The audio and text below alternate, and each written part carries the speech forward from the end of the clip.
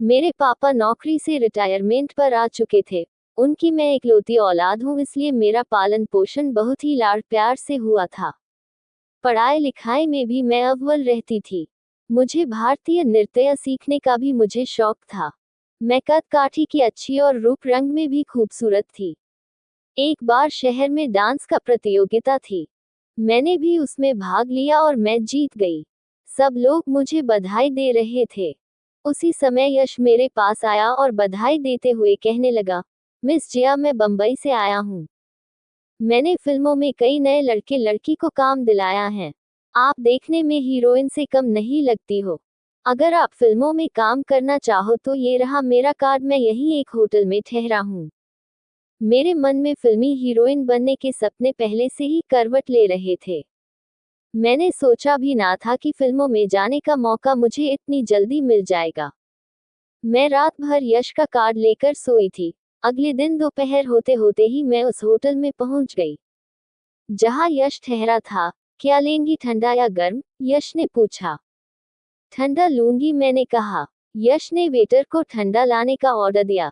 इस बीच उसने मुझको कई एंगल से देखा, जैसे कोई डायरेक्टर नई हीरोइन को देखता है।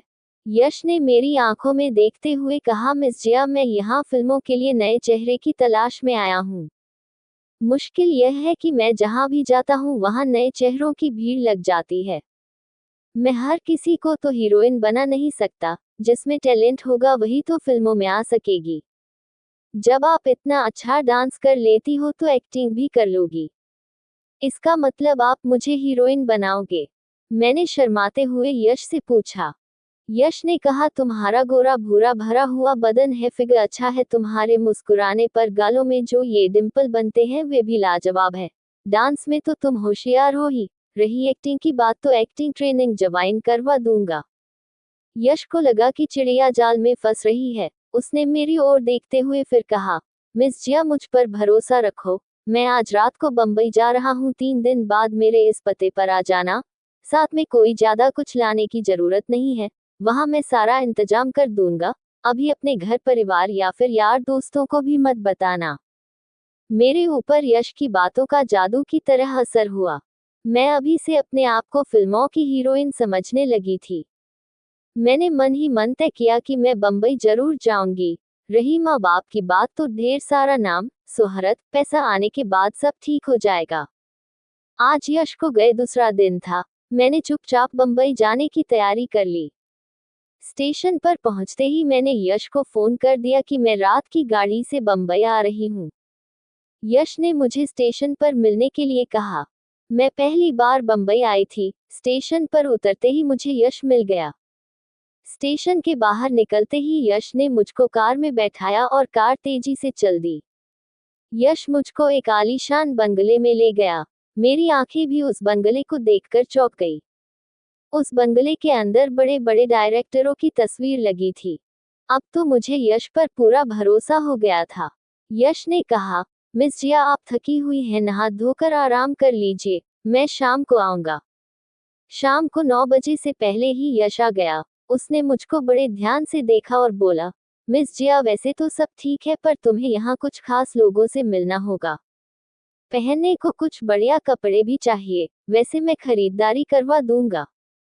आज एक खास आदमी से तुम्हारी मुलाकात करानी है। Mister Rakesh Malhotra, film industry की जानी मानी हस्तियों में से एक हैं। वे दर्जनों फिल्में बना चुके हैं। बहुत ही कामयाब फिल्म मेकर हैं। यश ने मुझको गाड़ी में बैठाया और थोड़ी ही देर में हम समुद्र किनारे बने होटल में जा पहुंचे। राकेश मल्होत्रा वहां पहले से मौजूद था। यश ने मेरा परिचय कराया। राकेश मुझको देखकर बहुत खुश हुआ। एक अनछुई कली उसे मिलने वाली थी। राकेश ने यश से कहा, क्या लेंगे, ठंडा या गर्म? जय ने कहा, कल की होने वाली हीरोइन हमारे सामने है, आज तो कुछ यादगार पार्टी हो जाए। आज का मेनू मिस जिया की पसंद का होगा। मैंने केवल ठंडा पीने की हामी भरी। ठीक है, आज हम भी मिस जिया की पसंद का ही ड्रिंक लेंगे। राकेश ने वेटर को ठंडा सॉफ्ट ड्रिंक लाने का ऑर्डर दिया। थोड़ी ही देर में वेटर ने टेबल पर ड्रिंक सजा दिया। यश ने गिलास में ड्रिंक डालते हुए कहा, मिस जिया, ये फिल्मी दुनिया है, यहाँ कुछ दिखावा करना पड़ता है। सामने देखो फिल्मी हस्तियां बैठी हुई है, अपना मनोरंजन तो कर रही हैं, साथ ही अपने हाव भाव से दूसरों को भी लुभा रही हैं। मैंने एक बार फिर होटल में उनते हुए मादक माहौल को देखा। वहां की बातचीत और हवा में एक अजीब सी गंध तैर रही थी। हम तीनों लोग ठंडा पीने लगे। इसी बीच यश ने मेरे गिलास में एक गोली मिलाकर घोल दी जिसे मैं नहीं देख सकी। राकेश ने मुझको तिरछी नजरों से देखा और कहा, मिस जिया, हम लोग फिल्मों में करोड़ों रुपए लगाते हैं, किसी नए कलाकार के लेने में रिस्क होता है, बेडरूम सीन भी लेने पड़ते हैं, अगर नया हीरो सीन को करने में शर्मा गया तो अपना बेड़ा गर्क समझो। इसलिए हम बहुत सोच समझकर किसी नए हीरो को लेते हैं।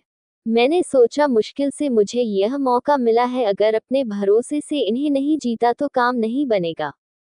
अचानक मुझको अपना सिर भारी सा लगा, जगमगाती रोशनी नाचती सी दिखी। मैंने जैसे कहा, मेरा सिर चकरा रहा है, मुझे नींद सी आ रही है, मैं अब बैठी नहीं रह सकूंगी। यश ने राकेश की ओर देखा और कहा, चलो हम लोग चलते हैं, कल स्क्रिप्ट पर चर्चा करेंगे। यश ने मुझको सहारा दिया और होटल के बाहर खड़ी कार तक लाया। मुझ पर दवाई का पूरा असर हो गया था। मुझको साथ लेकर यश राकेश के साथ बैठ गया। वे गाड़ी को सीधे एक कोठी पर ले गए। मैं पूरी तरह बेसुध थी। सुबह जब मेरी नींद खुली तो मेरा बदन दर्द के मारे फटा जा रहा था। मैं समझ गई कि मेरे साथ धोखा हुआ है, अब पछतावे के सिवा मैं कर भी क्या सकती थी। घर तो वापस जाने से रही। मैं तकिए में मुंह छिपाकर रोती रही। शाम होते ही मिस्टर राकेश दोबारा कमरे में आया। हेलो मिस जिया, कैसी हो? तुम्हारे लिए जल्द ही एक फिल्म शुरू कर रहा हूँ। फिल्म के फाइनेंसर सुधीर भाई आए थे, सभी बातें तय हो गई हैं, चलो तुम्हें कुछ खरीदारी करवा दूं। हमारी नई हीरोइन जल्द ही बुलंदियों को छूने वाली है। मैं बेमन से उठी। मुझे फिल्म में हीरोइन बनने का सपना बार बार खींच रहा था। मैंने यश के बारे में पूछा तो राकेश ने कहा कि वह फिल्म की लोकेशन देखने बाहर गया है। इस फिल्म की शूटिंग विदेशों में भी होगी। मैं जब रात को लौटी तो मेरे पास नए फैशन के कपड़े थे। मैं अपने आप को फिल्मी हीरोइन समझने लगी थी। इसी तरह राकेश के साथ पूरा महीना निकल गया। मैं रोज रात को राकेश के साथ सोती। एक दिन राकेश ने मुझसे कहा, जिया, मैं फिल्म के सिलसिले में बाहर जा रहा हूँ। इस बीच सुधीर भाई आएंगे, वही फिल्मी ट्रेनिंग भी दिलवाएंगे। मेरे लौटने पर फिल्म का भव्य मुहूर्त होगा। अनमोल भी मुझको फिल्मी ख्वाब दिखाते रहे। इस बीच न तो यश लोकेशन देखकर लौटा और न ही राकेश विदेश से। जो खेल यश मेरे साथ खेलता रहा था वही खेल सुधीर ने भी खेला। मुंबई आने पर मैं पहली बार 2 दिन तक अकेली रही। शाम का समय था।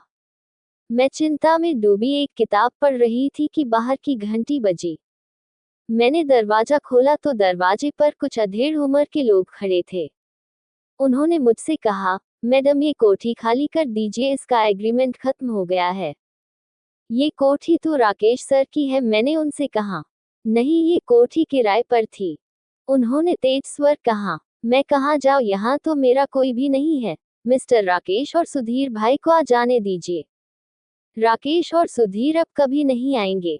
और यश, देखिए मैडम, यश आपको कहाँ मिलेगा, वह तो नए चेहरे की तलाश में पूरा हिंदुस्तान घूम रहा होगा। देखिए, मुझे कुछ तो समय दीजिए, यहाँ मेरा कोई नहीं है, अपना कुछ इंतजाम करती हूँ, आपकी बड़ी मेहरबानी होगी। ठीक है, हम आज दिन का समय देते हैं, कल इसी समय आएंगे, अगर यहाँ से नहीं जाओगी तो धक्के मारकर तुम्हें बाहर निकाल देंगे। यह मुंबई है, मुंबई, ध्यान रखना मैडम। मेरे पैरों से मानो जमीन खिसक गई हो। मुझे ध्यान आया कि इस बीच में श्रेया से मेरी मुलाकात हुई थी। उसने कहा था कि जब जरूरत हो मुझे याद करना। रिया का कार्ड मेरे पास में था। मैंने फोन किया। मैं जिया बोल रही हूँ। ओ जिया, कैसी हो? बोलो, क्या बात है? मैंने रोते रोते फोन पर सारी बात बता दी। रिया ने कहा, मैं जानती थी कि एक दिन तुम्हारे साथ भी वही होगा जो मेरे साथ हुआ था। यह अच्छे भले घर की लड़कियों को फिल्मी दुनिया के ख्वाब दिखाते हैं। तुम्हारी तरह मैं भी इनके चुंगल में फंस गई थी। हीरोइन तो नहीं बन सकी लेकिन कॉल गर्ल जरूर बन गई।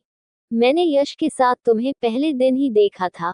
मुझे भी यही यश का बच्चा हीरोइन बनाने का बोल कर लाया था। अब मैं घर की रही ना घाट की, तू ऐसा कर, मेरे पास आ जा और मेरी रूम पार्टनर बन जा।